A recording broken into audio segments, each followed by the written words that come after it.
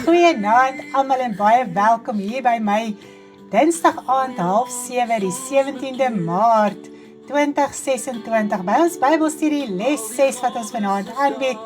Opgewonde om vanaand weer so lekker saam te kuier en ek dink jy is net so lekker opgewonde vanaand vir hierdie Bybelstudie. Nou terwyl ons so inskakel, deel dit daar na jou tydlyn toe, deel dit daar na jou status toe, sodat almal ook kan deel wees van hierdie amazing Bybelstudie. Prys die Here.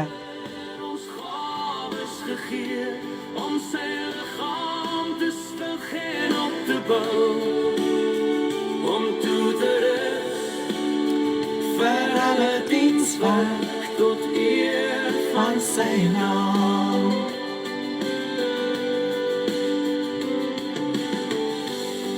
Ons ontvang die Heilige Gees wanneer harte voel Ek sukkel om in te skakel. al die gawes is daarin wat hy deur ons wil gebruik. Tassy. Dit stig die liggaam van Christus. Share dit daar na jou tydlyn toe, nou daar na jou status toe. Prys die Here.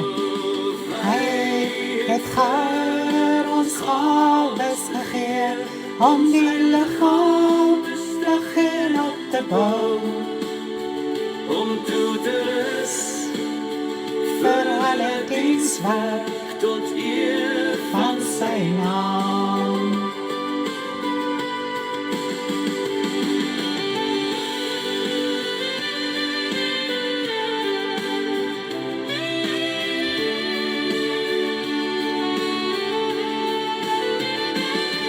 met vrymoedigheid beoefen ons die gawes wat hy gee tot opbou van die liggaam en liefde meer en meer. Hy het vir ons gawes gegee om sy liggaam te stig en op te bou, om toe te rus vir alle dienswerk die liggaam van Christus staan.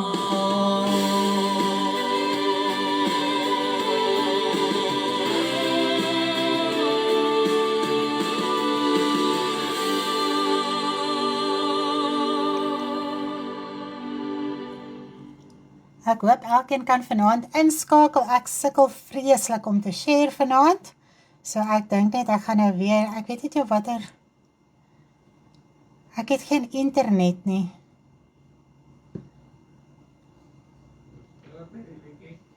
Okay, ek gaan net weer vir ons die liedjie speel terwyl ons so 'n bietjie sukkel met die inskakel. Hasai, daar kom hy nou. Ons ontvang die Heilige Gees wanneer ons bekeer. Al die gawes is daarin wat ons met vrymoedigheid moet beoefen. Dit stig die liggaam van Christus, hy is die hoof. Hy het vir ons gawes gegee om sy liggaam te stig en op te bou, om toe te rus vir hulle dienswerk tot eer van sy naam.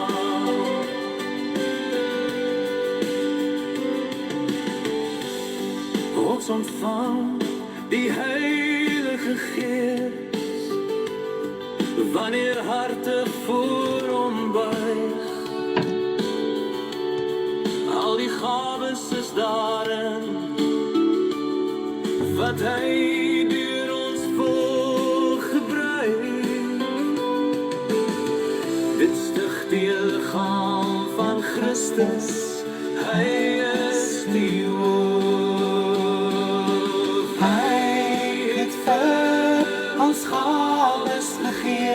om sy liggaam te stig en op te bou, om toe te rus vir hulle dienswerk tot eer van sy naam. Goeienaand almal, baie welkom hierso.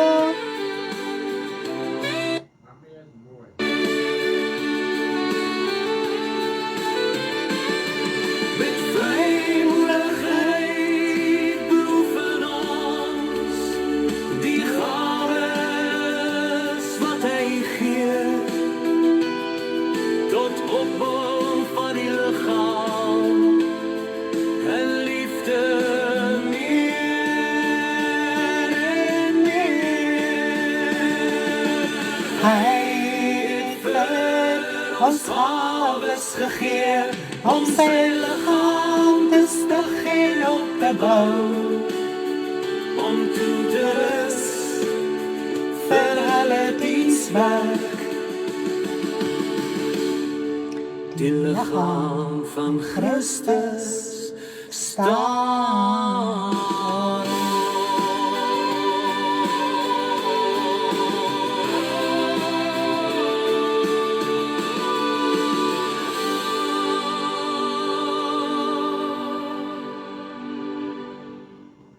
Prys die Here, is dit nie mooi om dit so te hoor, te verstaan, volgens die woord van die Here in die Efesiërs 4 verduidelik vir ons so mooi.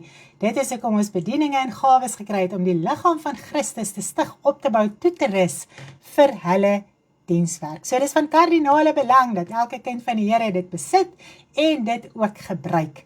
Nou, ons gaan vanaand lekker oor hierdie gawes gesels, waarvan die Efesiërs praat, waarvan Korintiërs praat, waarvan Romeine praat, daar is soveel plekke in die woord van die Here opgeteken is, en ook Korintiërs 14, oor hoe tale en profesie en al die dinge, en ons gaan vanaand so lekker daar deurwerk, en kyk hoe alles in mekaar inskakel. Dis amazing, as ons as kinders van die Here dit kan verstaan, en vanaand ons verantwoordelikheid teenoor die evangelie kan verstaan. Nou, ons gaan eers lekker saam bid vanaand. Ons het 'n quiz op die channel gesit vandag oor watter gawe kom as 'n meervoud voor in 1 Korintiërs 12. Nou, ons gaan vanaand lekker daaroor gesels, ons het daarby uitgekom, dat dit die gawes van gesondmaking is, en ek dink ons is almal opgewonde om te hoor, wat is hierdie gawes van gesondmaking? Dit is so lekker om so lekker saam te kuier in die woord van die Here, en het so na te speur en met mekaar te deel. En jy moet dit asseblief vanaand geniet, wees vry, geniet dit, dis welkom, sê vir ons hallo, as jy nog nooit vir ons hallo gesê het nie, nog nie gesê het, waar kom jy vandaan nie, ons wil jou graag leer ken, ons wil weet waar kom jy vandaan, is so lekker, as jy nog nie jou handleiding ontvang het vir hierdie les nie, ons trek by les 6, dis amazing, ons het Januarie begin, en ons het nou al die 6ste les wat ons vanaand afhandel. So ons doen so 2 lesse in 'n maand, dis nogal awesome verby. So as jy nog nie jou handleiding ontvang het vir hierdie les nie, asseblief kontak ons en jy is meer as welkom om ook die les te kry, want ons gee so lekker oorsig in die Bybelstudie. Ons kan nie elke punt bespreek en dan gaan ons jare vat om deur die Bybelstudie te kom. So ons gee so lekker oorsig, so lekker opsomming, dat wanneer jy self daardeur gaan jy dit mooi kan verstaan. Die skrifgedeeltes wat jy lekker saam met dit gaan lees, al die punte wat in detail bespreek is, Stanley het dit vir ons so mooi neergelê, al die fondasie en alles wat gepaard gaan met elke les, dit is so mooi, dit is so verrykend, dit is so, dit is die grootste skat wat 'n mens kan bekom, is hierdie Bybelstudie. Nou, natuurlik, naas die woord van die Here. Die woord van die Here is altyd die hoogste, maar die Bybelstudie bestaan amper uit die woord van die Here. Net hier en daar het ons so iets probeer verduidelik, maar die skrif praat so vir homself en verduidelik homself so mooi, dat dit nie eens baie self idees en gedagtes daarof in te voeg nie. So asseblief, as jy dit nog nie gekry het nie, deel dit, vra vir my en dan kan ons dit ook met jou deel. Die sein is baie swak. Ek hoop nie dit is 'n probleem nie, maar nou ja, kom ons gaan aan. Ons bid vanaand dat die Here ons sal help met wysheid en insig. Daar's 'n gawe van wysheid, 'n gawe van kennis. En ons bid vanaand vir daai gawe van wysheid, dat ek die gawe van wysheid vanaand sal hê om ook hierdie Bybelstudie mooi aan u te kan verduidelik. Dit is 'n geweldige verantwoordelikheid om dit wel reg te kan bedien, in die waarheid van die woord, op te weet en seker te wees van dit wat 'n mens sê aan ander oordra. Dis nogal geweldig. Vanaand toe ek hier sit, dink ek, Here, dis 'n geweldige verantwoordelikheid wat U vir ons gegee het, maar dit is awesome om dit te doen. Ek wil dit nooit anders hê nie, maar kom ons bid saam dat die Here wel vanaand vir ons wysheid en insig sal verleen. Vader, ons sê vanaand vir U so baie dankie vir U, Here, teenwoordigheid, dat ons net by U kan wees, dat ons, Here, net met U kan praat, en as U kinders by U kan wees, en met U gemeenskap kan hou, en Vader, wat 'n heerlikheid, wat 'n lekkerte. Ons is 'n hele groep van gelowiges wat hier by mekaar kom, hier op die lig, Vader, en dit maak nie saak of ons in een gebou is nie, want elkeen is 'n gebou, elkeen is 'n kerk, elkeen is 'n gemeente, wat gestig is in sy dorp, Vader, en dit maak my so opgewonde om daaraan te dink, en dit is hoekom U ons leer en help en onderrig, sodat ons kan verstaan wat hierdie gemeente, wat gestig is, moet doen. Here, en saam vorm ons hierdie gebou, waarin U woon, waarin U bly. Baie dankie, U Gees bly ook in ons harte, in ons siel, Vader, en ons loof en ons prys, en so het ons kommunikasie met U, en so bly U en die Here Jesus Christus in ons deur die Gees. Vader, baie dankie, dit is baie keer so kompleks, om dit so te verstaan en te verduidelik, maar as 'n mens dit so in jou hart begryp, is dit so 'n heerlikheid en 'n lekkerte. Vader, ek wil vanaand bid, terwyl ons al by les 6 is van die Bybelstudie, U werklik vir ons kom help en ondersteun en wysheid en insig kom verleen, sodat ons al die onderwerpe wat ons al reeds bespreek het, so lekker kon deurpraat. Daar's soveel sekerheid, meer sekerheid in harte en verstaan in harte, en ek loof en prys in my eie hart, is daar soveel meer sekerheid, en ek dank en ek loof en ek prys U daarvoor. Ek wil ook vanaand bid, Here, terwyl ek die gawes les so gaan bespreek, wil ek bid vir wysheid en insig. Here, my God, dat U my sal help, Vader, dat ek die waarheid sal praat, uit die woord uit sal praat, dat ek nie my eie idee of gedagte of wat ook al sal deel nie, maar dat dit by U woord sal bly. Help my met nugterheid, waaksaamheid, Vader. Baie dankie daarvoor. Dankie dat U kinders bereid is om te luister, te leer, in te skakel, hulle harte oop te maak. En ek vra, Here, dat alle onkunde en onsekerheid en alle dinge vanaand uitgesorteer kan word in harte. Baie dankie daarvoor. Gawes is 'n groot saak, Vader, en mense is benoud oor gawes, mense is bang vir gawes, maar as ons dit verstaan volgens U woord, hoef ons meer bang en skrikkerig te wees nie, en dit is hoekom jy dit so mooi met ons deurpraat en verduidelik, en ons dank en ons loof en ons prys U daarvoor. Baie dankie, Vader, in Jesus se naam. Ek wil ook bid en vir U baie dankie sê, Here, dat U ook almal aanraak wat siek is en help en ondersteun, en Here, voorsien in alles, Vader. As ek dink aan Marlisie ook vanaand, en my hart is so opgewonde, toe sy vandag sê, sy's baie beter. Dit lyk of hierdie operasie 'n sukses was, Here. Dit voel of ek, Here, oral waar rond hardloop en die loof en prys en verheerlik daarvoor. Baie dankie, Vader. Dankie vir elkeen wat U aanraak. Dankie vir elkeen wat U versterk en ondersteun in die kragtige naam van U Seun Jesus Christus. Baie dankie, Vader, in Jesus naam. Amen. Prys die Here, wat 'n lekkerte om so saam te kan bid en die naam van die Here groot te maak. En dan kan ons ook so lekker aangaan met ons Bybelstudie les 6. As jy nog nie die handleiding ontvang het nie, asseblief kontak ons dat jy hierdie handleiding in die hande kan kry. Ek gee net 'n oorsig, 'n lekker opsomming van die les, sodat ons beter kan verstaan wanneer ons self deur die les gaan, self deur die skrifte gaan, en dan kan jy dit ook so lekker op jou eie tyd doen. Nou, as ons kyk na gawes, ons het nou laasweek bedien oor die bedieninge. Dit was les 5 gewees. En daaruit het ons nou mooi gesien wat al die bedieninge is, en vanaand praat ons oor die gawes, maar die bedieninge en die gawes en die vrug is alles in een Gees, uit dieselfde Gees, en dit is die Gees wat ons ontvang by ons wedergeboorte. Ok, so om deel te wees van dit, moet jy jou hart vir die Here gee. Jy moet jou hart oopmaak en oopbreek en die Here Jesus Christus aanneem as jou verlosser en saligmaker. Jou sonde bely, erken dat jy 'n sondaar is en op daai oomblik dan skenk God vir jou die wedergeboorte as daai hart so oopmaak en hy breek so oop. Sjoe, dis net amazing. Dan kom God en hy skenk jy die wedergeboorte, hy kom besny die hart, hy maak 'n teken in jou hart, sodat almal in die geestelike wêreld kan sien dat jy sy kind is. Jy ontvang die gees van lewe, van krag, van heerlikheid. Wow, is dit nie amazing nie? So dit is hoe 'n mens die gees kan bekom, waarin al die gawes, die bediening en die vrug reeds is. Wow. Okay, so alles werk uit hierdie gees, hierdie een gees.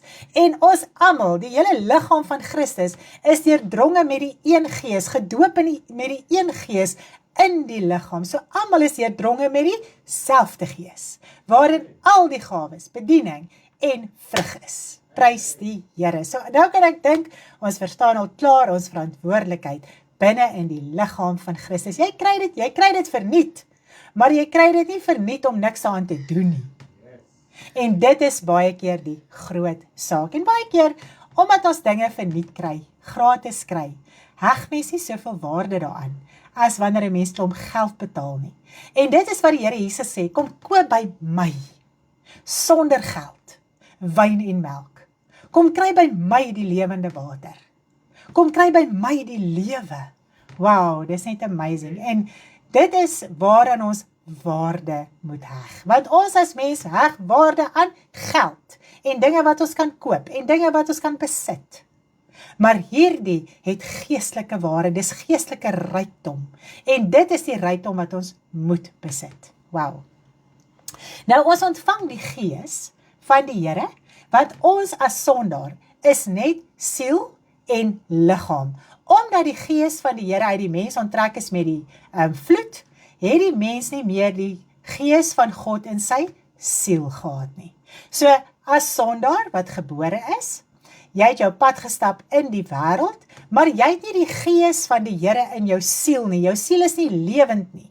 Jou siel is in Satan se koninkryk vasgevang, terwyl jy sondaar is. En op 'n dag maak jy hierdie hart oop en jy besef, jy kan nie meer so aangaan met die lewe wat jy lei in die wêreld nie. Dit breek jou, dit maak jou seer, dit verwoes jou, dit maak jou siek, dit maak jou stikkend. En op daai oomblik wat jy daai hart oopmaak, dan ontvang jy God se lewe, sy gees in jou siel, wat jou siel weer lewend maak, wat jou siel verander na die beeld van God, wat jou siel uit die koninkryk van duisternis uithaal in die koninkryk van lig. Wow, jy's gered, jy's vry, jy's verlos. Daai ou lewe van jou is afgesny. En nou is jy gees, siel en liggaam. Okay, so jy ontvang die gees asof dit jou eiendom is. En jy moet daarna kyk en jy het verantwoordelikheid teenoor die gees wat jy ontvang. Okay, dis hoekom die woord sê, jou gees. Okay, verstaan ons dit? En jy ontvang die Heilige Gees vir die opbouing van die liggaam. Jy ontvang die gawes, die bediening, die vrug en alles wat jy moet uitleef in die gees. Eerste vir die opbouing van die liggaam. Okay, waarvan Jesus Christus die hoof is. So ons met die heiliges, ons medegelowiges, opbou, toerus vir hulle dienswerk, sodat elkeen gestig en gebou kan wees om weer hulle deel te kan doen. Wow, amazing. Nou natuurlik, daar is verskillende aspekte wat veroorsaak dat kinders van die Here nie hulle gawes gebruik nie. Kom ons kyk eers daarna. Nou natuurlik verg dit geweldige vrymoedigheid om gawes te beoefen en dit is 'n groeiproses. Nou, omdat kinders van die Here baie keer bang is om foute te maak, trek hulle terug. Want mens is so bang vir kritiek, jy is so bang jy word reggehelp. En natuurlik is dit vernederend as jy moet erken, maar jy het 'n fout gemaak. Okay? So dis baie keer hoekom kinders van die Here terugtrek met gawes. Maar natuurlik, gawes moet gesuiwer word. Altyd. En dit is hoekom 'n mens leiers het wat jou kan help met die suiwering van jou gawes. Die hele liggaam kan jou help met die suiwering van jou gawe. Wow. Nou, hierdie vrees wat ons baie keer het, onthou julle toe die Heer talente uitgedeel het aan sy diensknegte, hy het mos vir die een 5 en vir die een 2 en vir die ander een 1 gegee. Was hierdie een bang wat een ontvang het? Hy was bang vir hierdie Heer, want hy het gesê, hy het geweet, hy is hard. So hy het hierdie een talent wat hy ontvang het, hierdie een gawe wat hy ontvang het, was hy bang om te gebruik. En hy het dit eerder onder die grond gaan begrawe, as om dit te gebruik, as om 'n fout te maak, as om dit dalk verkeerd aan te wend. Maar die Heer het gesê, hy sal dit kom uitsorteer as hy terugkom. Al het hy net iets met daai gawe gedoen, sou die Heer hom nie gesien het, as 'n lui en 'n slegte dienskneg nie. So, jy moet jou gawe gebruik en aanwend, al doen jy dit in die verkeerde rigting. Moet jy ten minste iets daarmee begin doen, want dis hoe dit uitgesorteer kan word. Dit is hoe dit kan groei. Ok, as jy dit nooit gaan gebruik nie, gaan dit dormant lê, en dit gaan nooit kan werk en groei soos dit moet nie. En dit is natuurlik waar ons die gees van die Here uitblus of dooddruk, en dit is hoekom ons baie keer dood voel in ons geestelike lewe. Hoekom dink 'n mens voel jy so dood? Ag, Here, is dit nie moeite werd om U te dien? En mens gaan so aan en, ag, ek is nie seker of ek ietsie ontvang het nie. En mens bejammer nader aan jouself en mens het verskonings wat jy aanbied en ag, al hierdie dinge. Maar as 'n mens kan besef, die Gees van God is in my en ek moet daarmee werk. Ok. Nog 'n aspek wat ons as kinders van die Here geweldig knielter is tradisie. Nou, as ons kyk na Markus 7 vers 13, sê hy, so maak julle dan die woord van God kragteloos, deur julle oorlewinge wat julle bewaar het, en dergelike dinge van dieselfde aard doen julle baie. Nou, dit is eintlik maar tradisies, nee. So wat nou gebeur is, jy het eintlik verskonings. Hoekom jy nie sekere gawes kan beoefen nie? Hoekom jy nie die woord kan aanvaar soos wat dit opgeteken is nie? En die woord van God kan nie ingang kry in jou hart as jy dit gedurig deur te staan met 'n tradisie, 'n oorlewering of wat ook al die geval mag wees nie. Nou, baie kinders van die Here het kerk verander. Hulle was byvoorbeeld in een van die 3 susterskerke, waar daar nooit oor die gawes gepraat is nie. Dit is heeltemal afgemaak, die werking van die Heilige Gees en al daai tipe van dinge. Nou kom hulle by 'n sekere kerkgenootskap byvoorbeeld aan. Hulle sien, ja, maar hier is lewe en opgewondenheid en al die dinge, en hulle gee hulle harte vir die Here, en hulle is opgewonde, en natuurlik gaan jy nie terug na die kerk toe, wat die Heilige Gees gawes dooddruk of ignoreer nie, maar die meeste van die tyd verander jy kerk en jy ervaar die lewe, maar jy bly styf teenoor die werking van die Heilige Gees. En dit is 'n groot probleem, want ons voel baie keer, maar die orde van God is om tjoepstil te bly in die kerk, niks te sê nie, en dis die orde, dis styf, dit gaan niks buite dit nie. Maar as ons mooi kyk na die gawes, hoe dit beoefen moet word in die gemeente, dis God se orde, nie dat die gawes nie moet gebruik word nie. Die gawes moet in ordelikheid gebruik word, maar ons moet die gawes beoefen. Nou, wanneer 'n mens toegee aan sulke leerstellings en dit koester, beskerm jy eintlik hulle opstand teenoor die werking van die Heilige Gees. En dit is hoekom jy self dood voel in jouself, want met die leerstelling druk jy die Gees van God dood in jou lewe. Jy blus die Gees van die Here uit met daai denke. Nou, in die Gees van die Here is vryheid en heerlikheid en lewe, en is die strome van lewende water, wat jou innerlik moet lewend maak in jou siel.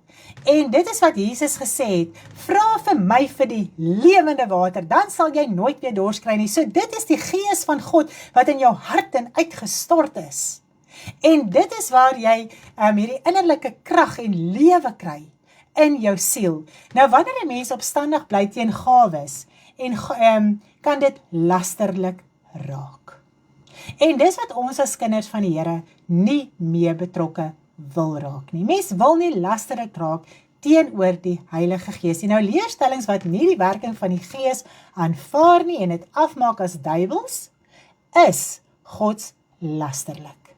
So 'n mens moet verstaan, jy moet breek met daai tradisie waaruit jy kom, daai styfheid en sogenaamde orde, wat net die Gees van die Here, die lewe in jou wil dooddruk en wil uitblus, sodat jy doodraak in jouself. Mens kan die Gees van God uitblus om hom te bly teestaan, om hom te bly weerhou in jou lewe. OK. So ons moet eerder ons harte oopmaak om te verstaan en deel te wees van hierdie kosbare geskenk wat ons elkeen ontvang gratis van die Here met ons wedergeboorte. En jy moet alles in jou vermoë doen om hierdie skat, hierdie geskenk te bewaar en daarmee te werk soos wat dit vir ons opgeteken is in die woord. Moet dit nie verder doodruk nie. Los die tradisie, verstaan vanaand, breek daar uit, sodat jy kan lewe in jouself hê. OK, wow. Nou kom ons kyk so 'n bietjie 'n oorsig van die les. Nou, as jy na die tyd kan jy asseblief, soos ek gesê het, gaan kyk na die les, gaan kyk bietjie na alles wat daar opgeteken is en alles. Stanley het dit baie mooi puntsverwys vir ons uitgelê, maar ek gaan net 'n paar punte vanaand aanraak in die les. Nou, kom ons begin en ons kop sommer af met die gawes van die Gees. Nou, dit is in 1 Korintiërs 12 opgeteken. Nou, ons gaan begin vanaand met tale. Hoekom tale? Want tale is die gawe wat die meeste kinders van God kan beoefen. OK, jy het nie 'n verskoning om tale te beoefen nie. OK, al voel dit vir jou soos onmoontlik, jy kan dit doen. Want die gawe van tale is in die Gees. Jy het dit ontvang met jou wedergeboorte en dit was die verwarring wat ons nou so uitgeskakel het. Jy ontvang nie later die Heilige Gees en dan begin jy tale praat nie. Jy het dit in jou hart, jy het dit in jou siel. Jy is net onvrymoedig om dit wel te beoefen. OK, almal wat ek al mee saam gebid het, as hulle verstaan, maar ek moet net vrymoedigheid neem, dan praat hulle tale. OK, baie praat so met tale die dag met hulle wedergeboorte, die oomblik met hulle wedergeboorte. So jy hoef niks daarvan te weet nie, dit kan net gebeur. OK, so kom ons kyk na 1 Korintiërs 12 vers 10, dan praat hy daarvan allerhande tale. Hy sê aan 'n ander werking van kragte, aan 'n ander profesie, aan 'n ander onderskeiding van die geeste, aan 'n ander allerhande tale, aan 'n ander uitleg van tale. So ons begin vanaand met hierdie allerhande tale. Nou in 1 Korintiërs 13 lees ons van mense en engele tale. OK? Met die uitstorting van die Heilige Gees het hulle landstale gepraat. So hulle het met die skare wat voor hulle was in hulle eie taal gepraat. OK, so kom ons pleis dit gou lekker uit. Dan sê Jesus, voor hy opgevaar het, julle gaan met nuwe tale praat. Kom ons lees dit gou hierso. Dit is so mooi. Kom ons lees dit gou. Waar is hy nou my skrif? Hy sê in Markus 16 vers 17. En vir die wat geglo het, sal hierdie tekens volg. In my naam sal hulle duiwels uitdryf, met nuwe tale sal hulle spreek. So baie mense voel dit moet by menslike landstale bly, soos wat dit gebeur het met die uitstorting van die Heilige Gees, maar Jesus sê hierso nuwe tale. So daar het nie ewe skielik nuwe landstale ontwikkel nie. Hierdie is vars, nuwe, hemelse tale waarmee ons gaan spreek. Dis net amazing. En as ons nou sien in Korintiërs praat hy van die engele tale, mense tale en engele tale, OK? So, dit is wat gebeur met die gawe van tale. Nou, in tale te bid, is een van die gawes van die Heilige Gees, wat aan gelowiges gegee word. Dis 'n geestelike taal, waardeur jy met God kommunikeer, sonder om te verstaan wat jy praat. Okay, so dis 'n hemelse taal. Hierdie nuwe tale, hierdie vars tale is 'n hemelse taal wat niemand verstaan nie. So jy kommunikeer met hierdie hemelse taal met God. Wow, nou kom ons lees, kan jy dit verstaan? 1 Korintiërs 14 vers 2. Want hy wat in 'n taal spreek, spreek nie tot mense nie. Okay? Maar tot God. Want niemand verstaan dit nie, maar die Gees spreek, maar met die Gees spreek hy verborgenhede. So, as jy in hierdie hemelse tale praat, in engele tale, jy kommunikeer met God deur die Heilige Gees met tale, kan niemand dit verstaan nie. Net God verstaan dit. Okay, so kom ons kom eers daar. En hy sê hierso in 1 Korintiërs 14 vers 14, want as ek in 'n taal bid, dan bid my gees, maar my verstand is onvrugbaar. So dis nie iets wat jy kan uitdink in jou verstand nie. En die oomblik wat ons dit kan verstaan van tale, begin jy sommer tale praat. En 'n mens dink, maar dit gaan hier in jou kop vorm, en dan gaan jy met jou mond spreek. Maar al wat gebeur is, jou mond spreek hierdie tale. Jou verstand kan dit nie uitdink nie, dit kan dit nie uitredeneer nie, dit kan dit nie vorm nie. Jou mond moet dit praat. Okay. Nou, gelowiges verstaan nie die waarde van hierdie kragtige gawe nie, maar daar is baie voordele wat ons kan gebruik in ons geestelike lewe, soos in ons gebed. Okay, want tale stig jou. So as jy tale praat in jou binnekamer, dan stig dit jou, en as jy gestig is, kan jy ander stig. Jy kan ander opbou. Okay. 1 Korintiërs 14 vers 4, elkeen wat in 'n taal spreek, stig homself, maar hy wat profeteer, stig die gemeente. So dit is waaroor tale gaan. Tale gaan daaroor om jou self te stig. Okay. Want ons as kinders van die Here weet nie altyd wat om te bid nie. Daarom is dit 'n baie waardevolle gawe van God se wil om te bid. Okay. Want hy sê hierso in Romeine 8 vers 26, net so kom die Gees ons swakhede te hulp. Ons weet nie reg wat ons moet bid nie, maar die Gees tree self vir ons in met onuitspreeklike sigtinge. So baie keer wanneer jy bid, jy kan net so lank in Afrikaans of in Engels of wat is jou taal ook al bid. Dan raak jou woorde op. Of baie keer as jy vir 'n persoon bid, kan jy net soveel vir hom bid. Jy kan net soveel sê. Jy weet naderhand nie wat om vir hierdie persoon te bid nie. As net om te sê, Here, wees met hierdie persoon. Maar dis die heerlikheid van tale. Wanneer jy tale bid, is dit die perfekte, die volmaakte wil van God wat deur jou bid en met God kommunikeer. Okay? So jy kan ure en ure tale bid, en jy weet nie eers wat jy bid nie. Is dit nie amazing nie? Baie keer sal jy dinge bid wat jy nie eers aan gedink het nie, deur die Gees. Dit sal nie eers by jou opkom nie. En so kan ons gawe gebruik, tot eer van die Here, van sy koninkryk, om ook vir ander te bid, en vir jouself, en jouself te stig en op te bou, en toe te rus vir jou dienswerk, wat jy weer in die liggaam van Christus moet gaan doen. Want elkeen wat in tale spreek, spreek nie tot mense nie, maar tot God, want niemand, okay, daai het ons nou gelees, ekskuus, ons het dit nou gelees.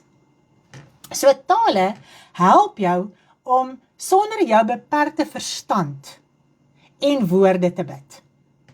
Want jou verstand is beperk, jou woorde is beperk, en nou kry jy die gawe van tale, van hemelse tale, en dit gaan ver bo jou verstand, wat beperk is, en ver bo jou woorde, wat beperk is. Jou verstand verstaan niks wat die Gees bid nie.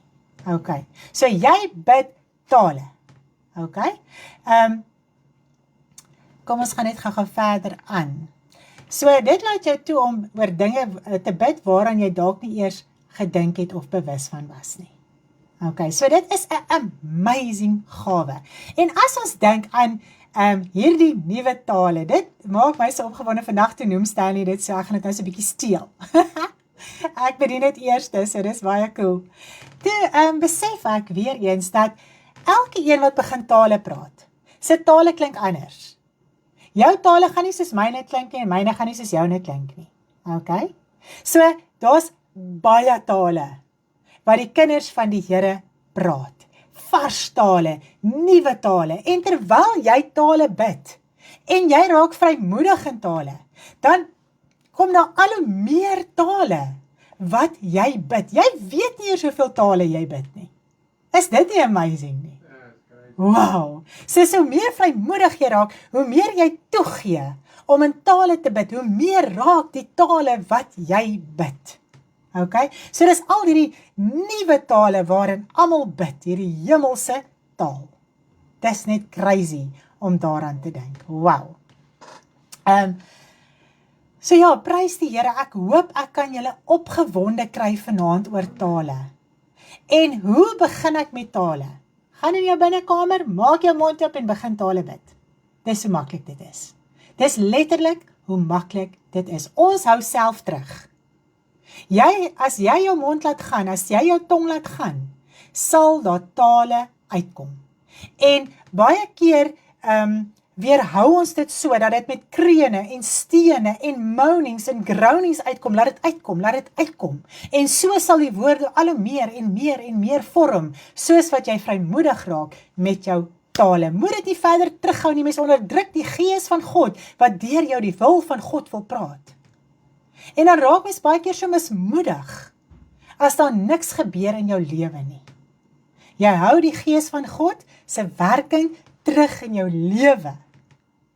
Omdat 'n mens in tradisies vasgevang is, in sekere denke vasgevang is, vrees, onvrymoedigheid en al hierdie dinge. Elke liewe kind van God wat sy hart vir die Here gegee het die gees waarin tale is. Okay, so is dit geen verskoning nie.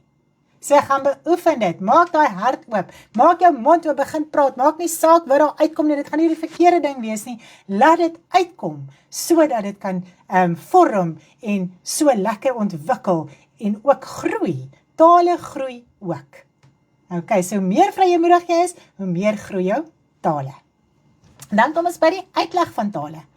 Nou, uitleg van tale is nie 'n saak om te tolk nie. As ek tale praat, kan staan nie die tolk wat my tale beteken nie, want hy verstaan dit nie. Okay? So dit is 'n profetiese uitleg wat God gee deur die uitleg van tale. Dit wat God wil praat deur jou tale, kan iemand uitlei as 'n profetiese woord vir ander. Okay? So ons verstaan dit nie, ons weet nie wat ons sê nie, ons kan nie woord vir woord gaan vertaal nie. Dit is 'n profetiese woord wat gegee word deur tale, wat uitgelê word deur iemand. Okay? En dit is nou wat die woord so mooi sê. Hy sê, as jy in 'n gemeente tale praat en niemand kan dit uitlê nie, swyg. Okay? So as jy in gemeenteverband, dis die orde van God, nie om nie tale te praat nie. Amen. As jy in gemeenteverband is en jy praat tale, moet daar iemand wees wat dit uitlê, of jy self moet dit kan uitlê. En dit gebeur deur vrymoedigheid. Mense vra vir my, hoe werk die uitleg van tale? As ons nou mooi kyk na die gawes, hier's nie presiese riglyne nie. Okay? Dis vir ons neergepen, sodat ons nie hoef om vrymoedig te wees nie, dat ons kan verstaan wat is gawes. Maar jy moet daarin groei met vrymoedigheid. Okay. So, as jy nie die guts gaan vat om iemand se tale uit te lê nie, gaan dit nie gebeur nie. God gaan nie jou mond oopmaak en vir jou sê dit en sê dit en sê dit nie. Dis iets wat in jou hart opkom en jy bring dit uit as 'n profetiese woord. Okay, het ons dit.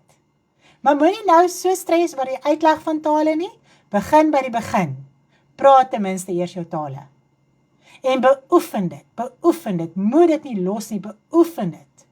Ons het al so lekker daaroor gesels. Okay, so ek dink, jy kan verstaan, dat tale is geweldig belangrik in jou geestelike lewe. En wanneer jy daai guts vat, is dit makliker om ander gawes te beoefen. Okay. Dan kyk ons na 'n profetiese woord, profesie.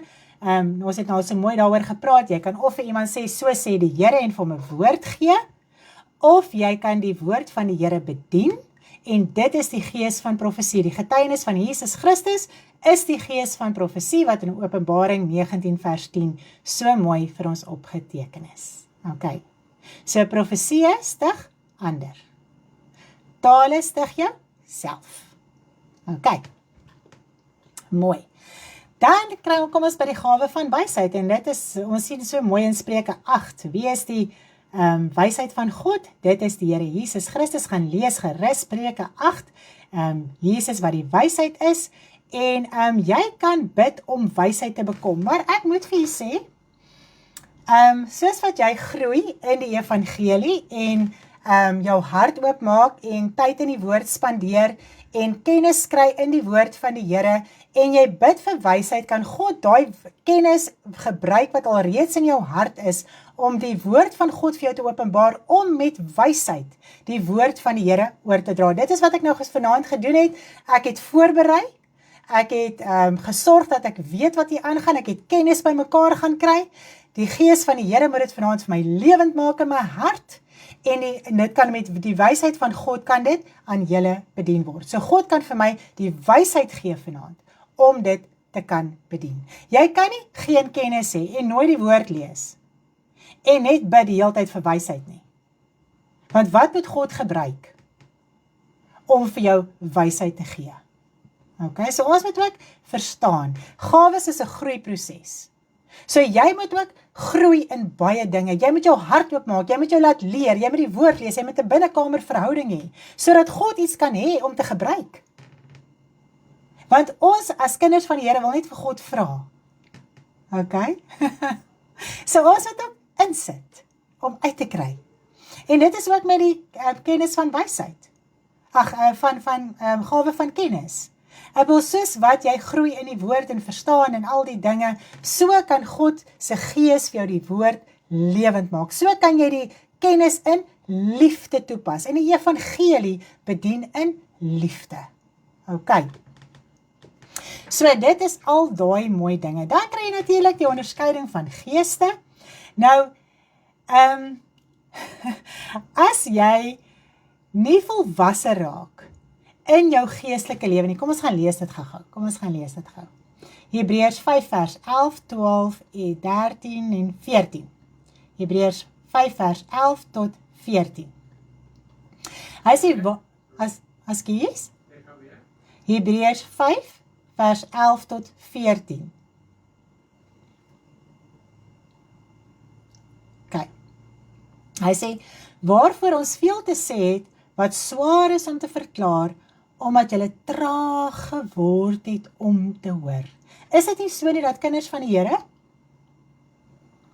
traag geword het om te hoor? So dit is moeilik om kinders van die Here te leer van die woord van die Here.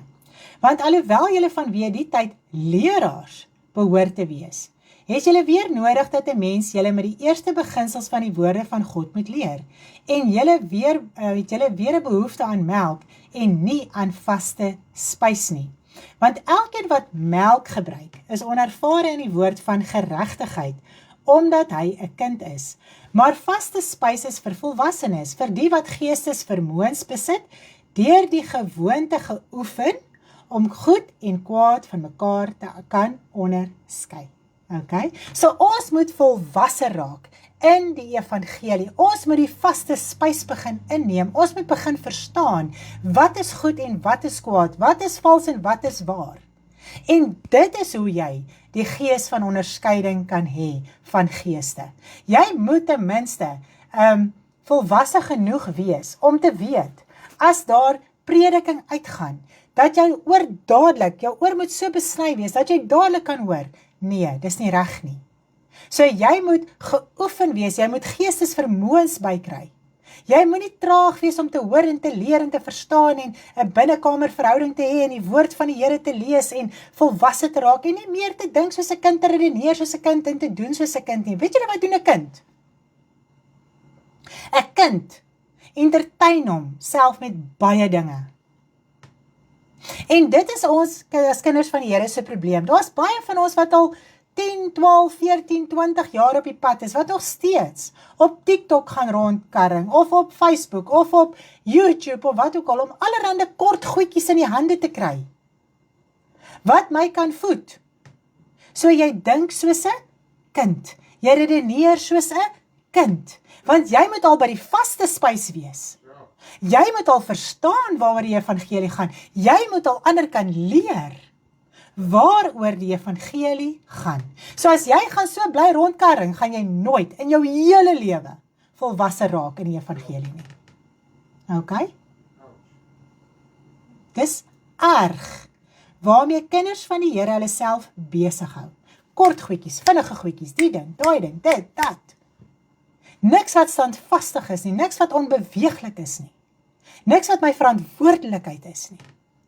Want ons as kinders van die Here moet jou verantwoordelikheid so vat, dat jy opgelei kan word om ander te leer.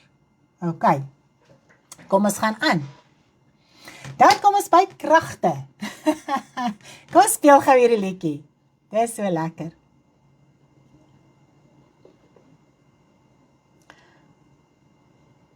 Kom ons speel gou hierdie liedjie.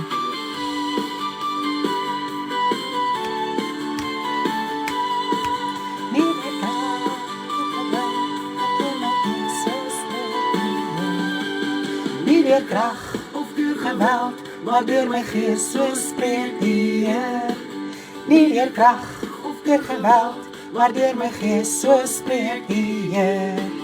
Genade op genade, sluip hy die berg weg. Genade op genade, sluip hy die berg weg.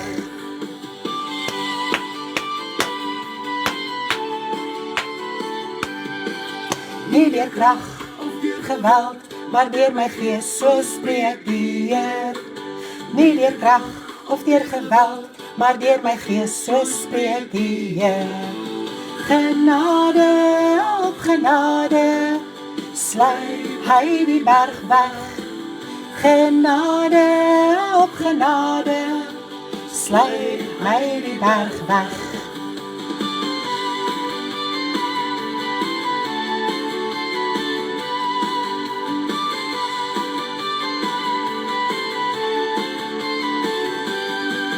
Nie deur krag of deur geweld, maar deur my gees, so spreek die Heer. Nie deur krag of deur geweld, maar deur my gees, so spreek die Heer. Genade op genade, sluip hy die berg weg. Genade op genade, sluip hy die berg weg.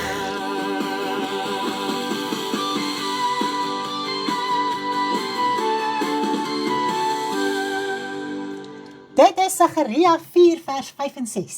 Gaan lees dit gerus in jou eie Bybel. Wow, is die liedjies nie amazing nie? Dit is net awesome verby.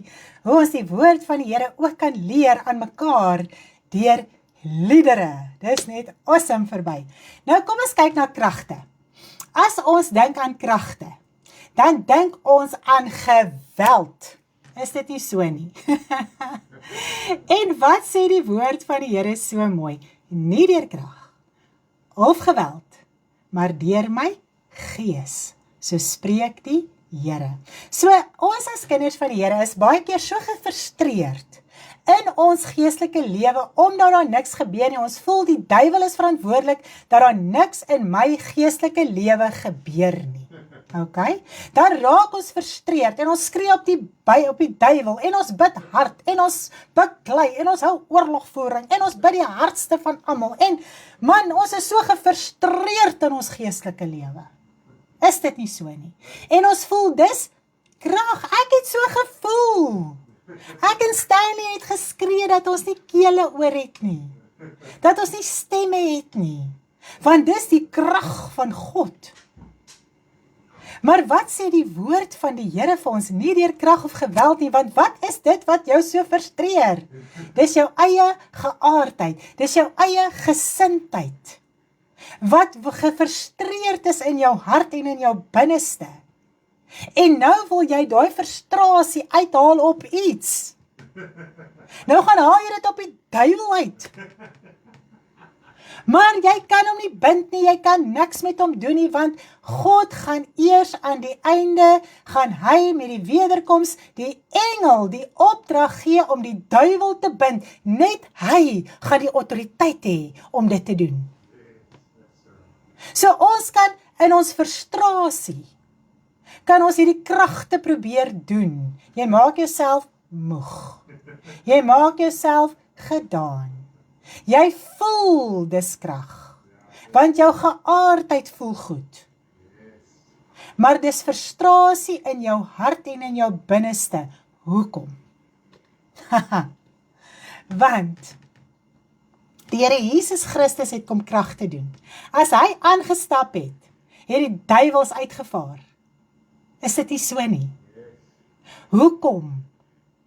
Hoekom kon hy soveel krag te doen? In sy nederigheid, die woord sê so mooi, hy skree nie, hy roep nie uit nie. Ok? Nederig, sagmoedig. Hy het die wil van sy Vader gesoek, dag in en dag uit.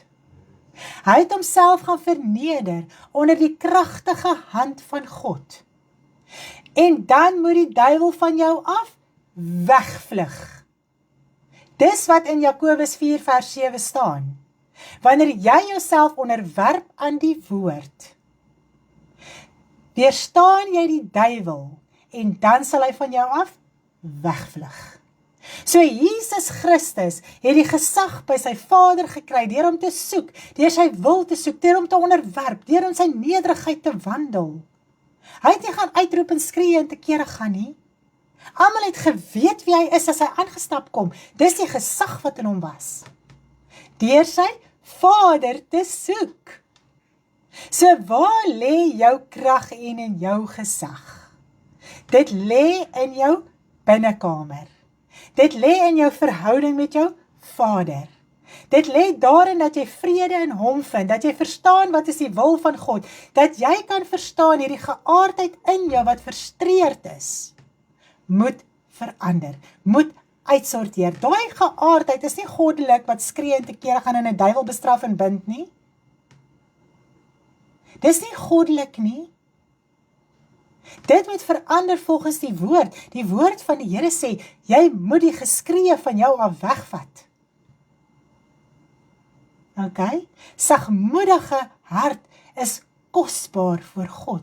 Nederigheid, dienskneg, vernedering.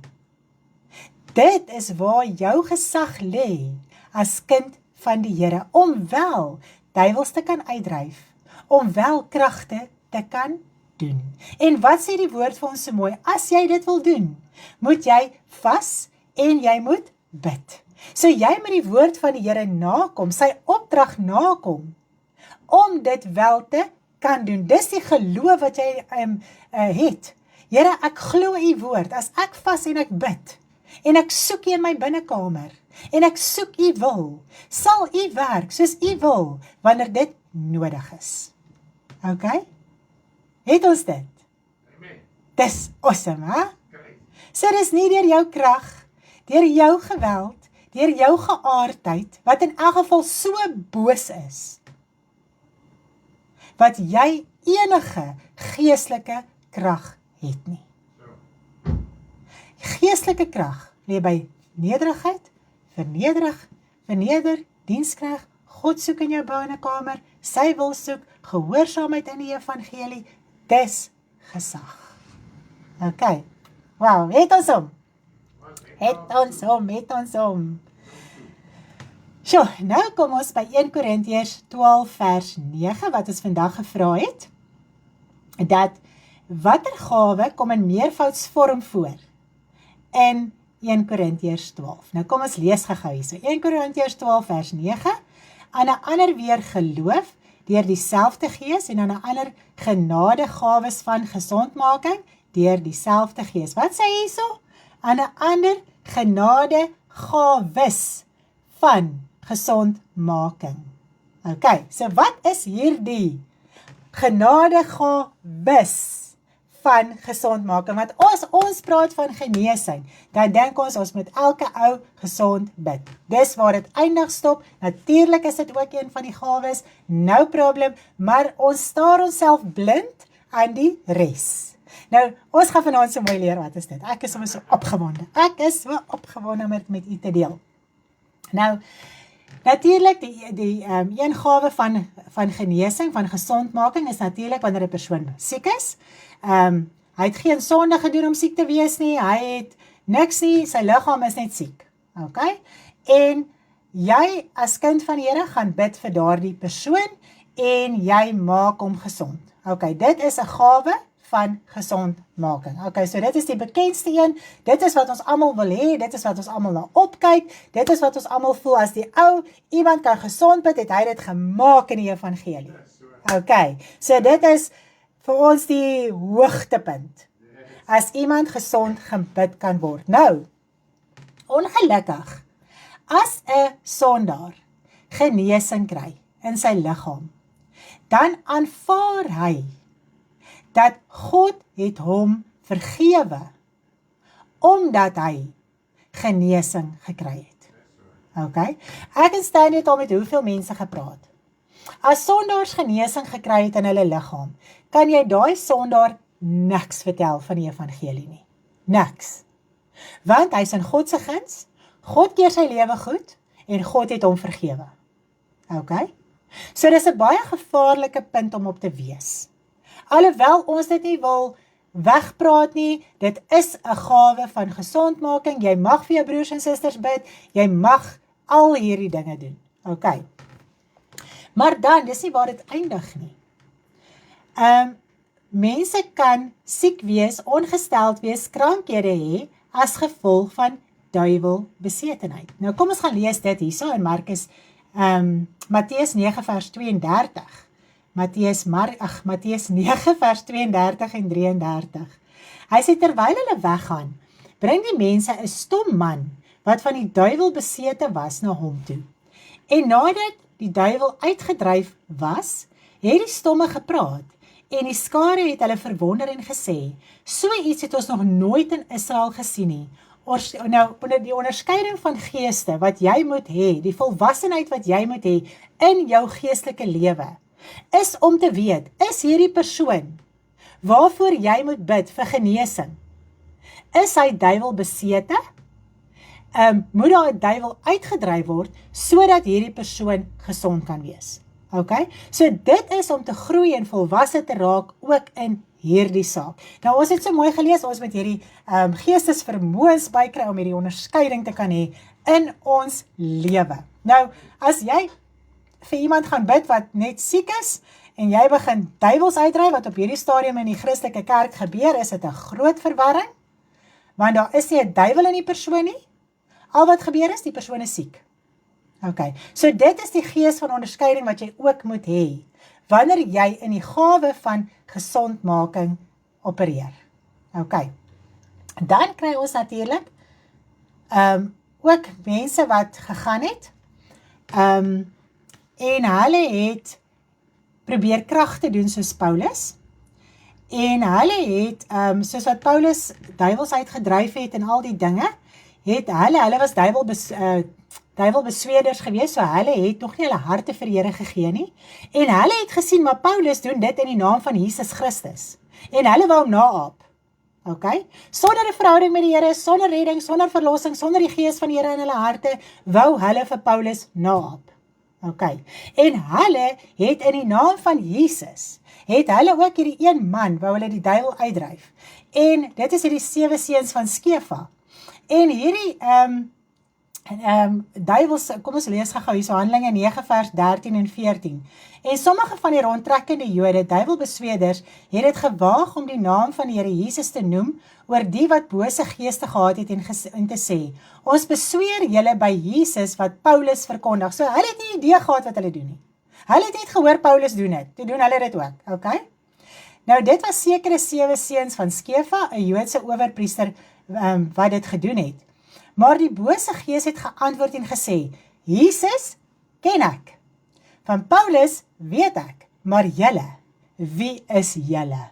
Okay, Toe spring die man en wie die bose gees was op en hulle oormeester en oorweldig hulle, sodat hulle naak en gewond uit daardie huis gevlug het. Okay? So jy gaan vat nie 'n duiwel met 'n kaal hand aan nie. Dis die spreekwoord. Okay? Jy moet verstaan waaroor dit gaan. Jy moet God in jou binnekamer gaan soek. Jy moet vas, jy moet bid, jy moet 'n verhouding met die Here hê, jy moet onderwerp.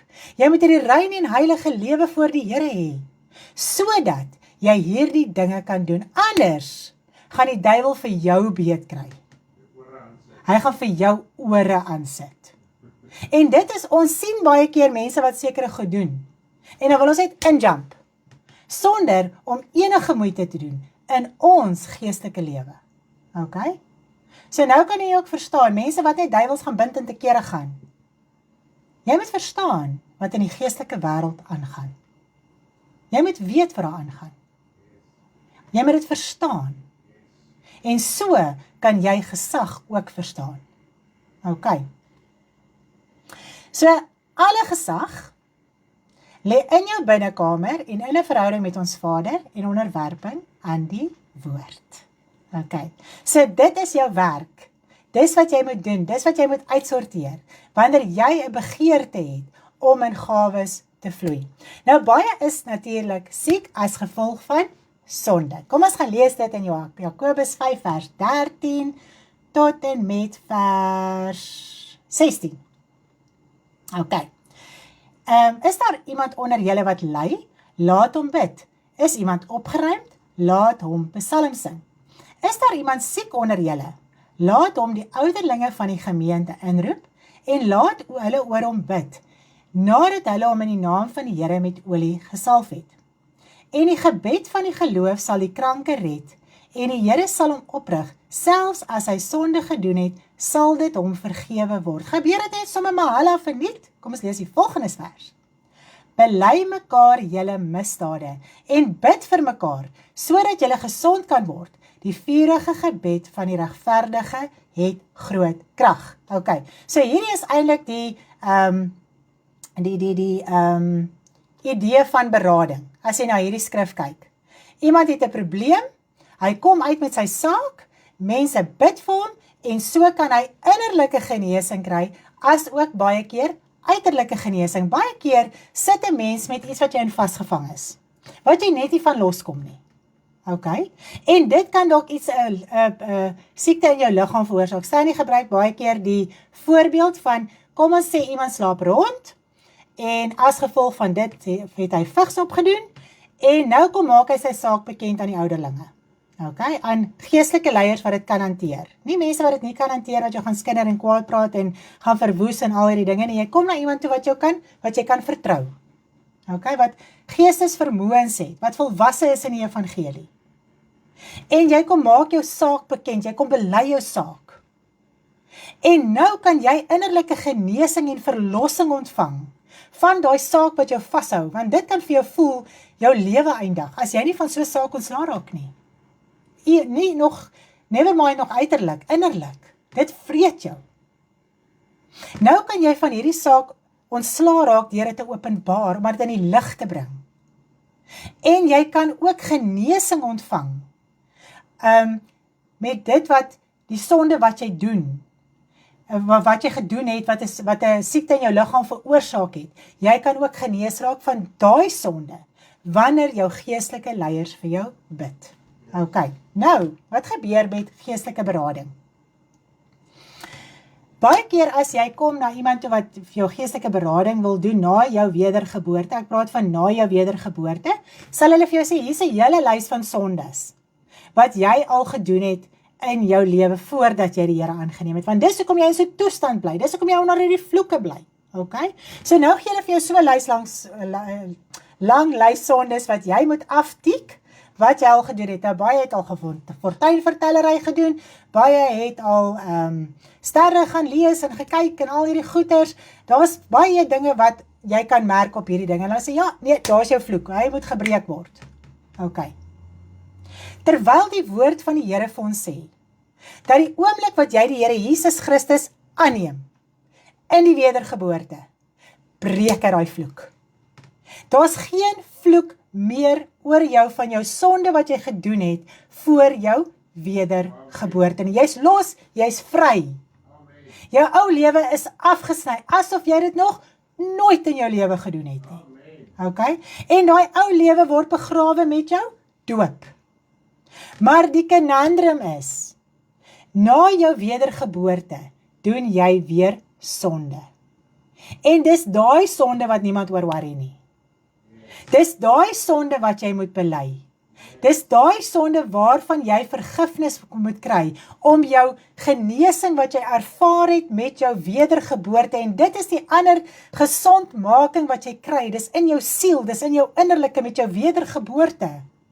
Ontvang jy hierdie genesing in jou siel, in jou innerlike, van daai ou sondige lewe. En so kan jy hierdie nuwe mens in Christus opstaan. Maar nou, as jy nie daai sonde bely na jou wedergeboorte nie, kan jy nie in daai genesing bly nie. Jy raak in 'n toestand, jy raak in 'n depressie gat. Dit is so mooi in Psalm 32 sê hy, as ek my sonde bedek, dan rus die hand van God swaar op my. So jy gaan daai swaarmoedigheid in jou gemoed ervaar. Nou hardloop jy na 'n beraader toe. En hulle gaan maak al die sondes bekend voor jou wedergeboorte. Dit wat al alles weggewas is, waaroor die vloek gebreek is en al hierdie dinge. Maar niemand help jou om te sê, bely jou sonde sodat jy kan vry bly in jou siel, in jou innerlike nie. Bly jou sonde bely. Vergifnis bring genesing. Okay. So, baie keer, ons as kinders van die Here het so 'n urge en 'n opgewondenheid. Wanneer jy mense sien struggle in hulle sonde, voor hulle die Here aanneem, wat jy net vir hulle wil sê, neem die Here aan. Dis jou antwoord, dis jou genesing. En dit is hoe ons in die evangelie moet aangaan. Want daar lees soveel langs die pad. Kom ons sê nou, Stanley noem vandag sy oulike voorbeeld. Hy sê, kom ons sê nou, daar lê iemand langs die pad. En hy was in 'n geweldige ongeluk gewees. En hy lê in bloei, en hy gaan hom doodbloei. En nou wil hy geen mediese hulp hê nie. Hy wys dit weg. Gaan jy desperaat raak? Gebruik hierdie hulp. Raak gesond. En dit is hoe ons as baie keer as kinders van die Here teenoor sondaars voel. Ons sien hoe lê hulle in hulle bloed en spartel. Ons sien hierdie ou lewe wat hulle siek maak. En jy wil vir hulle die antwoord gee. Dis die antwoord, daar is genesing en redding en verlossing in die Here Jesus Christus. Amen. En dit is hoekom ons nooit moet ophou om die evangelie te bedien nie. En dit is ook 'n gawe van gesondmaking, want jy bring die gawe van gesondmaking na die persoon toe wat siek is. Jy bring die evangelie van redding en verlossing na hierdie persoon toe. Amen. En die oomblik wat hy dit aanneem, kan hy verlossing in sy siel ervaar. Kan hy genesing in sy siel ervaar. Is dit nie mooi nie? Sjoe, dit is amazing. Ons as kinders van die Here het 'n geweldige taak wat ons moet uitvoer. Nou kom ons gaan kyk gou na 'n baie interessante punt. Kom ons kyk hierso en ek wil eers die skrif lees in Jesaja 53 en ek wil lees vanaf vers 1 tot en met 12. Dit gaan vinnig wees, ek sien ons het nog tyd. Dat ons lekker kan verstaan wat hier staan in Jesaja 53, want ons as kinders van die Here haal hierdie vers totaal en al buite konteks van die woord aan, wanneer ons vir iemand bid vir genesing in sy fisiese liggaam. Ok, kom ons gaan lees hierso. Jesaja 53 vers 1 tot en met 12. Ek wou 'n lied skryf en toe wil my app glad nie vandag saamwerk. Hy sing vir my Hollands. So niemand sou Hollands verstaan het nie, want hierdie is my so mooi gedeelte wat ek wou opsom, wat ons net so 'n bietjie in die hart kon tref vanaand om te verstaan wat het hier gebeur. Wie het geglo wat aan ons verkondig is, en aan wie is die arm van die Here geopenbaar?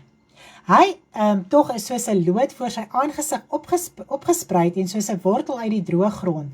Hy het geen gestalte of heerlikheid gehad, dat ons hom sou aansien nie, en geen voorkoms, dat ons hom sou begeer nie. Hy was verag en deur mense verlaat, 'n man van smarte en bekend met krankheid, ja, soos een vir wie 'n mens sy gelaat verberg. Hy was verag en ons het hom nie geag nie. So hierdie hele profetiese woord, ek dink julle kan dit hoor, gaan oor die Here Jesus Christus. Nogtans het hy ons krankhede op hom geneem en ons smarte, die het hy gedra, maar ons het hom gehou vir een wat geplaag, deur God geslaan en verdruk was. Maar hy is terwille van ons oortredinge deurboor, terwille van ons ongeregtighede is hy verbrysel. Die staf wat vir ons die vrede aanbring, was op hom, en deur sy wonde het daar vir ons genesing gekom. Ons almal het gedwaal soos skape, ons het ons elkeen ons eie pad geloop, maar die Here het die ongeregtigheid van ons almal op hom laat neerkom. Hy is mishandel, alhoewel hy onderworpe was, en hy het sy mond nie oopgemaak nie, soos 'n lam wat na die slagplek gelei word, en soos 'n skaap wat stom is voor sy skeerders. Ja, hy het sy mond nie oopgemaak nie. Uit die druk en uit die strafgerig is hy weggeneem, en onder sy tydgenote, wie het daaroor gedink dat hy afgesny is uit die land van die lewenis, terwille van die oortredinge van my volk was die plaag op hom. En hulle het hom sy graf by die goddeloses gegee, en by 'n ryke was hy in sy dood, omdat hy geen onreg gedoen het nie, en geen bedrog in sy mond gewees het nie. Maar dit het die Here behaag om hom te verbrysel.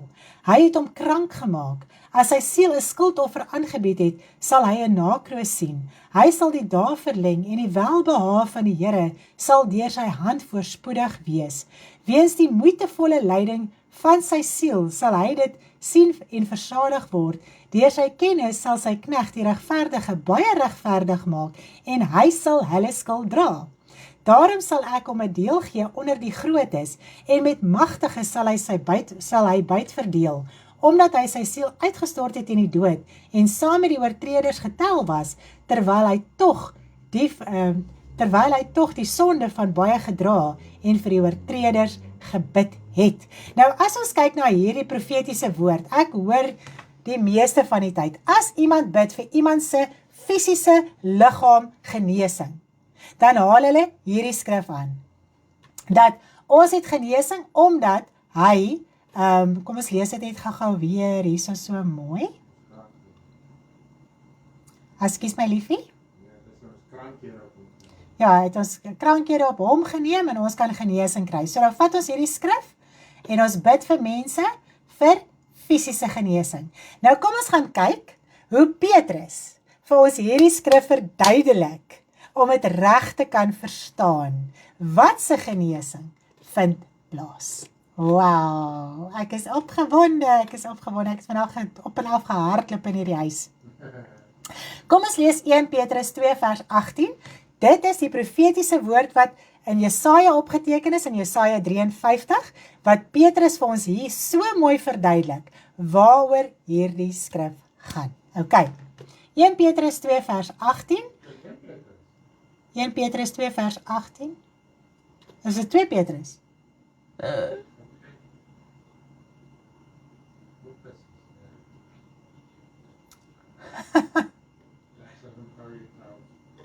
Twee Petrus. Oh, 2 vers. Sorry. Kom ons kyk gou. Ja, dit is 1 Petrus. 1 Petrus 2 vers 18. Ja. 1 Petrus 2 vers 18. Amper maak my man my de mekaar. Tot en met vers 25. Dis 1 Petrus 2 vers 18 tot en met vers 25. Ok, lees mooi aandagtig saam met my. Diensknegte, wees julle Here onderdanig met alle vrees. Nie alleen aan die wat goed en vriendelik is nie, maar ook aan die wat verkeerd is. So hier praat hy al klaar van 'n gesindheid met van ons, nie? Want dit is genade as iemand terwille van die gewete voor God leed verdra, deur onregverdig te ly. Jo, dit het my getref. Dit is genade. As iemand ter wille van onregverdigheid leed verdra. Het jy al daaraan gedink? Want watter roem is daar, as jylle verdra wanneer jylle sonde doen en geslaan word? Maar as jylle verdra wanneer jylle goed doen en ly, dit is genade by God. So as jy verdra, wanneer jy ly, wanneer jy goed doen, dit is genade by God. En wat wil ons as kinders van die Here doen? Ons wil onsself laat geld. Ons wil onsself verdedig. Ok, jy wil self inklim, krag en geweld. Want hiertoe is julle geroep, omdat Christus ook vir julle gelei het, en julle 'n voorbeeld nagelaat het, sodat julle sy voetstappe kan navolg. So Christus het vir ons 'n voorbeeld kom nalaat, waarin ons in sy voetstappe moet navolg. Ok, kom ons hoor, wat se voorbeeld het hy vir ons nagelaat? Hy wat geen sonde gedoen het nie, en in wie se mond geen bedrog gevind is nie, wat, toe hy uitgeskel is, nie terug uitgeskel het nie. Ok, so dis 'n voorbeeld. As jy uitgeskel word, moet jy nie terug uitskel nie. Toe hy gelei het, nie gedreig het nie. Ons wil altyd dreig as ons ly, maar dit oorgegee aan hom wat regverdig oordeel. So hy het dit oorgegee aan sy Vader. Ok, dis die voorbeeld wat ons van die Here Jesus Christus moet volg. Ons moet alles oorgee aan die Vader in ons binnekamer. Dit gaan uitsorteer daar. Ok. Wat self ons sonde in sy liggaam op die kruishout gedra het. So hy praat hier van ons sonde in sy liggaam op die kruishout gedra het, sodat ons die sondes kan afsterwe en vir die geregtigheid lewe, deur wie julle wonde genees is. Deur wie se wonde julle genees is. So waaroor het dit hier gegaan?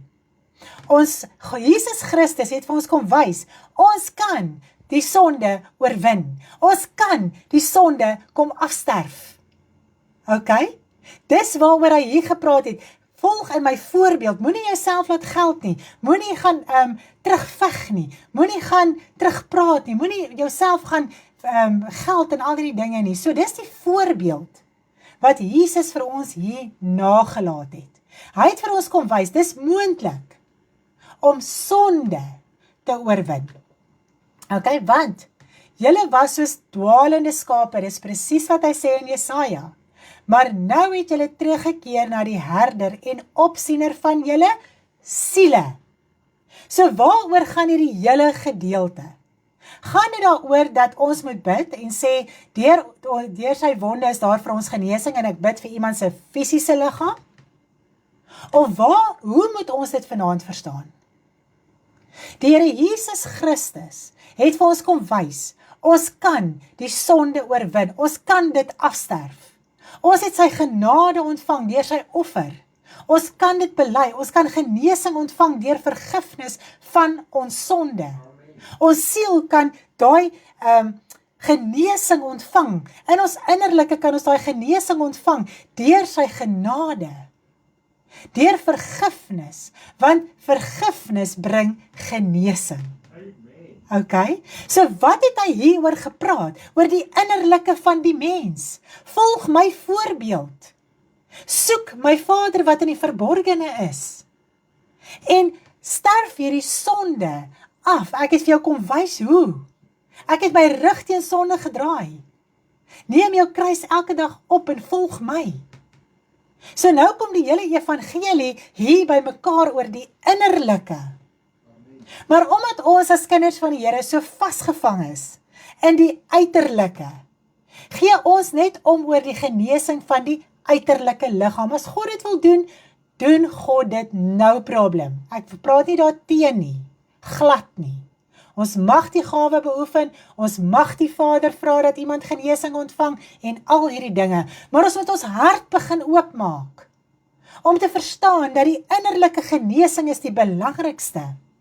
Want wat sê hy hierso? Die Here Jesus Christus het hierdie smarte en krankheid op hom geneem. Hierdie smarte van die hel, wat ons deelagtig kan raak wanneer ons hom nie aanneem nie. Hierdie krankheid wat ons kan ondergaan wanneer ons hom nie aanneem nie. Dit is waarvan hy ons wil verlos. Dit is waarvan hy ons wil vrymaak. Dit gaan nie net oor die krankheid en die smarte in hierdie liggaam nie. Dit gaan nie net hier, ek het nie geld nie, nou gaan ek deur smarte nie. Dit gaan daaroor dat hy ons siel wou kom losmaak en kom vrymaak uit die mag van die duiwel uit. Sodat ons siel verlossing kan kry, sodat ons siel genesing kan kry, vergifnis kan kry.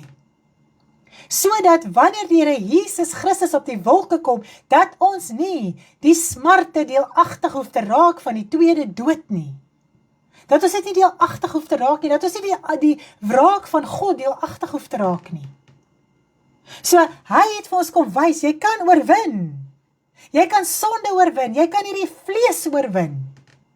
Tree die teenoorgestelde op, hê vergifnis, breek vry. Gee dit vir God die Vader, gaan praat met hom in jou binnekamer. Kry vergifnis in jou innerlike en jou siel, bely jou sonde. Sodat daar genesing in jou siel kan plaasvind, in jou innerlike kan plaasvind. Is dit nie amazing om aan hierdie dinge te dink nie? Dat ons gedagtes so bietjie kan wegkry van die vlees af. Dat ons kan verstaan, maar die evangelie gaan oor die innerlike. Dit is wat die Here Jesus kom doen het. Ons siel was vasgevang in Satan se mag. Elkeen moes doderyk toe gaan. Niemand kon gered word nie, niemand kon verlos word nie, niemand kon vrykom nie. En dis waarvoor die Here Jesus Christus gekom het. Sodat hy in die doderyk kon ingaan, die sleutels van die dood en die doderyk kon kry, die duiwel oorwin, hom van die Godeberg afgedryf het. Uit sy posisie uit waar hy die mens vasgehou het in sy innerlike. Dis waarvoor die Here Jesus Christus gekom het. Sodat hy vir ons kom wys het, maar jy kan hierdie vlees oorwin. Jy kan hierdie sonde kom oorwin. Dis net super amazing. Is dit nie so nie? So, ek wil vanaand vir u dit nalaat. Kom ons dink aan ons innerlike. Kom ons dink aan ons ewige lewe. Kom ons los 'n bietjie hierdie aarde. Ek kan vir u sê, wanneer jy hierdie dinge begin verstaan, en dit raak deel van jou, en jy kan opgewonde raak daarmee, en jy kan dit vat in jou hart, en jy kan dit bewaar, en volgens dit begin lewe en aangaan, kan ek vir u sê, die aardse goed raak soos 'n damp. Dit beteken niks meer nie. Maar die innerlike genesing, die innerlike vryheid, vrede, verlossing en al die dinge wat kan plaasvind in jou lewe, dis die krag en heerlikheid van God. So ja, jy kan definitief vir iemand bid vir liggaamlike genesing, no problem. Jy kan saam met iemand bid wat vasgehou word deur iets wat dit kom openbaar maak. Ek kan net dink in my eie lewe. Baie keer het ek met 'n ding gesit in my lewe. En sodra ek dit openbaar maak, sodra ek dit bekend maak, dan voel dit of daar berge van my afval. Dis daai genesing wat plaasvind. En so jy mag saam met iemand bid, jy mag vir mense bid, no problem. Maar ons moet vanaand verstaan, dat die Here Jesus Christus gekom het vir die innerlike van die mens. Om gered te word, om verlos te kom, om vry te kom, om sonde te kan afsterf. Om hierdie heilige en rein lewe te hê, om gesag te kry by God in jou binnekamer, gaan soek die wil van God in jou binnekamer. En whatever moet gebeur, verlustig jou in die Here, en hy sal jou gee die begeertes van jou hart. Nie hierdie uiterlike goed wat jy begeer nie, gaan verlustig jy in jou binnekamer in hom, en hy sal doen wat hy wil doen. Gaan verlustig jou in sy vettigheid. Gaan verlustig jou in sy lewende water. Doen wat jy moet doen, en God sal doen wat hy moet doen. En ek dink, dit kan al klaar vir ons soveel berusting bring vanaand met die gawes. Dat, doen wat jy moet doen. Verlustig jou, raak betrokke, wees deel. Sodat jy die wil van God kan begryp in jou lewe. Anders gaan jy nooit die wil van God kan verstaan nie. Jy gaan nooit kan vrede hê nie, jy gaan altyd in 'n geveg hê, jy gaan altyd alles met krag en geweld wil doen. Jy gaan altyd na iets gryp. Allerhande goedjies, sê goedjies, videoetjies, dingetjies wat mense nie idee het waarvan hulle praat nie. Jy gaan gebed gebruik vir 'n wapen. Gebed is nie 'n wapen nie. Gebed is daar as 'n verhouding met jou hemelse Vader in jou binnekamer, dat hy jou in die openbaar kan vergeld. Dat jy sy wil kan gaan soek in jou binnekamer in nederigheid. Nie om te voel ek is nou die sterk man waar hy uitkom en ek kan nou alles. Nee. In nederigheid. Nie deur krag of geweld nie, maar deur my gees. Kom ons luister nou, is daar 'n liedjie hier van is gebed 'n wapen? Kom ons luister dit net weer, want baie van ons het 'n hele misverstand konsepsie van gebed. Mense wil gebed gebruik om mekaar te veg. Mense wil gebed gebruik as 'n wapen. En gebed is nie 'n wapen nie. Gebed is verhouding. Gebed, ja, jy wil gebed gebruik om jouself te laat geld. Om hier iets te wees wat jy nie gaan wees nie. Jy boost net jou eie geaardheid, dis al wat jy doen. Wat is gebed? Kom ons luister daarna. Is dit 'n wapen of 'n verhouding met die Vader in my binnekamer? Net ek alleen, praat ek met hom om by hom te hoor wat is sy wil. Dis sy. Wat is sy wil? Is dit 'n wapen of 'n verhouding met ons Vader? Wat is gebed? Is dit 'n wapen of 'n verhouding met ons Vader? Soek hom in die verborge, hy sal vergeld. Elkeen wat hom soek in opregtheid, in hom is geen wapen, maar 'n verhouding. God het nou geen wraak teen enige iemand nie. Ons antwoord volgens sy wil.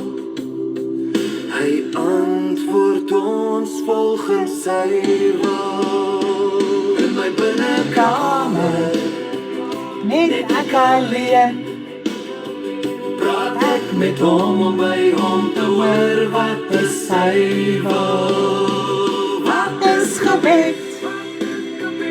Is dit 'n wapen of 'n verhouding met ons Vader? In hom is geen wapen, maar 'n verhouding. Hy antwoord ons volgens sy wil. Hy antwoord ons volgens sy wil. dit is wat ek vir jou wil sê. God is nou op hierdie oomblik in die Nuwe Testament. Oefen hy nie wraak uit teenoor die mense nie. En die mens het wraak in sy binneste. Jou geaardheid is wraakgierig. Jy wil die wiel laat draai en jy wil die hond sy dag laat kry en ek weet nie wat alles nie. God trek elke mens deur sy gees op hierdie stadium om gered te word. Amen. Elkeen moet gered word. Elkeen moet hemel toe gaan. Dis die verskriklikste plek om te dink iemand moet hel toe gaan. So ons moet verstaan, op hierdie stadium oefen God nie sy wraak uit, soos in die Ou Testament, oor die mense. Die Here Jesus Christus het gekom, en alles het verander in liefde, redding, verlossing, vergifnis, genesing. So God is kwaad vir niemand. As jy kwaad is vir 'n persoon, God is nie kwaad vir daai persoon nie. Jy moet vergewe.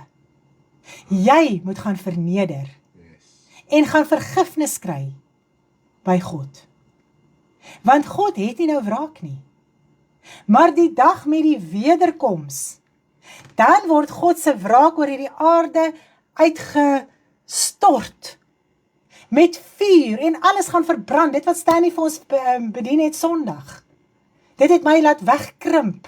Dat niks gaan oorbly nie, niks, voor alles word vernietig deur vuur.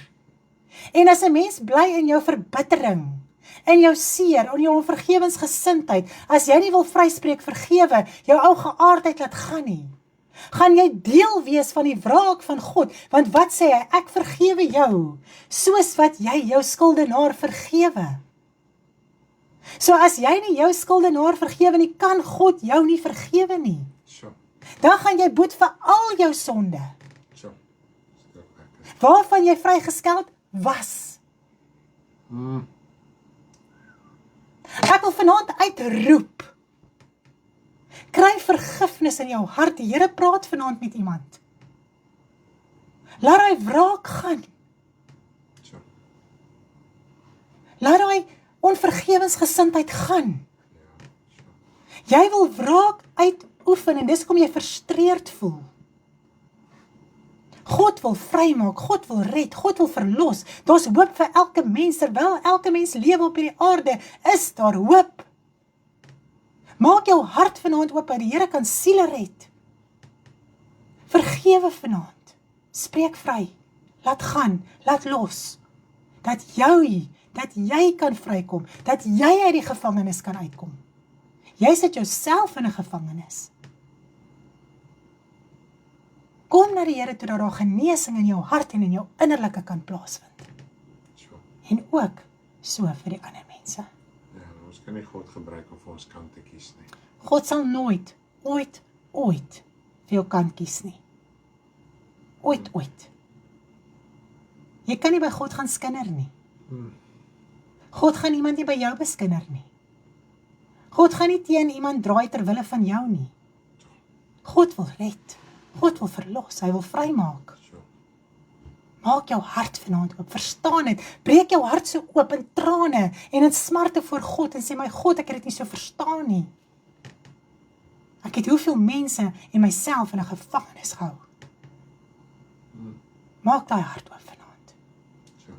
As jy nie weet hoe nie, kom sien ons. Praat met ons, kom bid saam met ons. Dat jy genesing kan kry in jou innerlike. So ek hoop vanaand maak alles vir jou sin. Gawes maak jou opgewonde. Amen. Jy verstaan jou verantwoordelikheid.